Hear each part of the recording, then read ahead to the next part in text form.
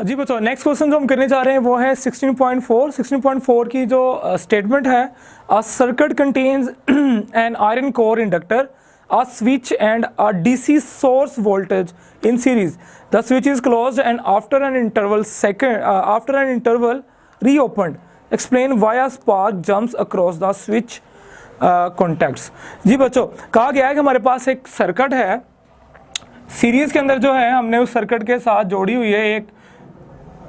Voltage source V कह लें, ठीक है, डायरेक्ट वोल्टेज सोर्स है, इसका ये पॉजिटिव टर्मिनल, ये नेगेटिव टर्मिनल, और इसके साथ सीरीज के अंदर हम लगाया हुआ है एक स्विच,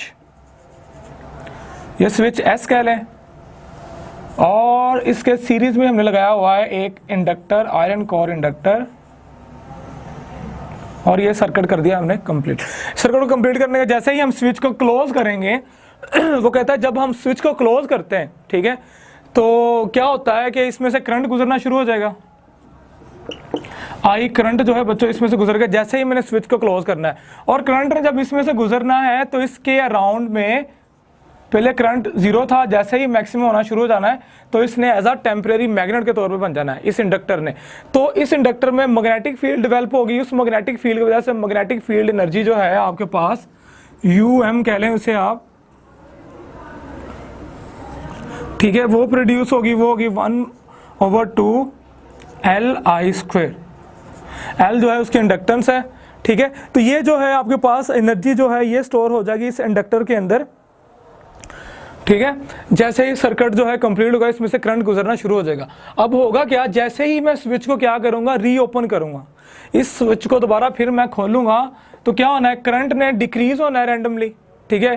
तो सडनली करंट ने जीरो पे चले जाना है, करंट इसमें से गुजरना खत्म हो जाना है, और इसके अंदर जो एनर्जी स्टोर हुई थी, जो इसके अंदर एनर्जी स्टोर हुई थी उसने इस स्विच के थ्रू जो है लॉस्ट होना है, इस स्विच के थ्रू जो है उसने ज़ाया होना है, तो इन फॉर्म ऑफ स्पार्क।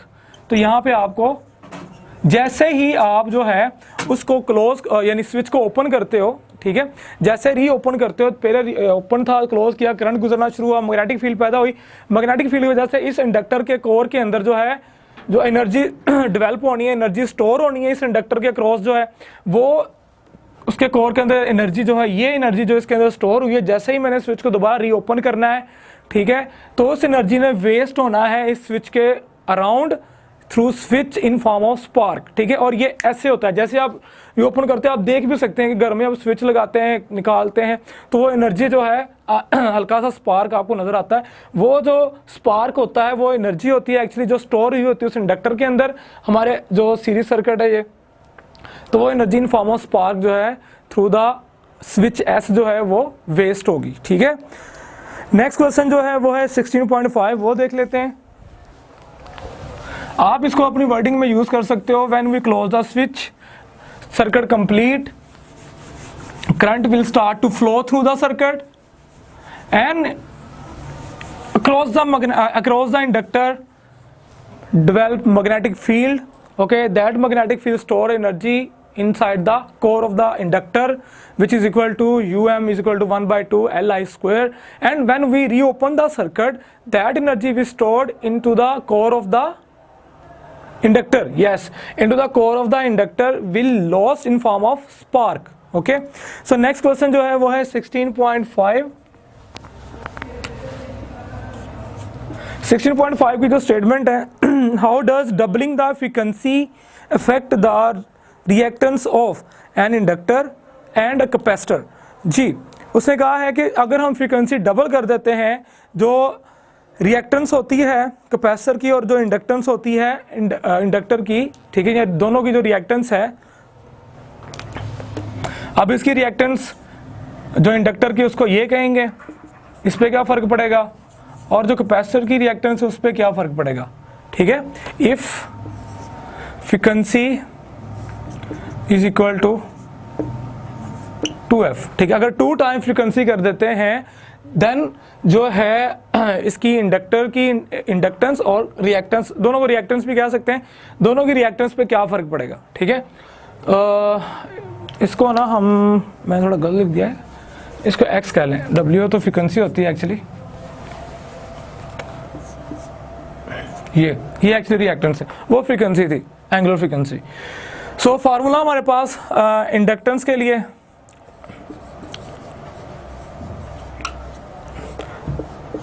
जो रिएक्टेंस होगी इंडक्टर की वो हमारे पास किसके इक्वल होती है जी, वो होती है ओमेगा एल इंटू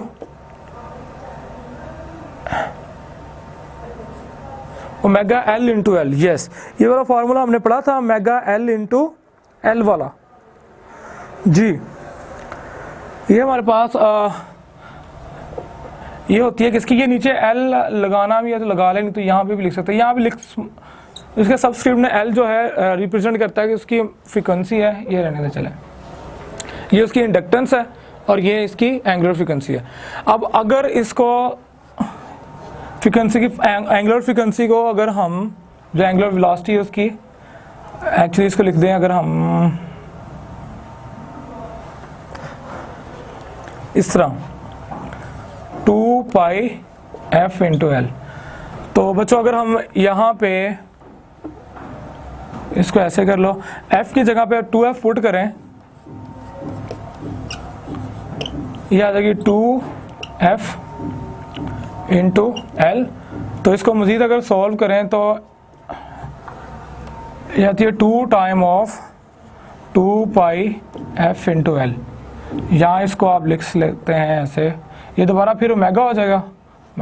यानी कि अगर उसकी फ्रीक्वेंसी डबल कर दें तो उसकी रिएक्टेंस भी क्या हो जाती है, इंडक्टर की डबल हो जाती है, ठीक है, उसकी इंडक्टेंस कह लें, रिएक्टेंस कह लें। और अगर हम इन केस ऑफ कैपेसिटर देखें,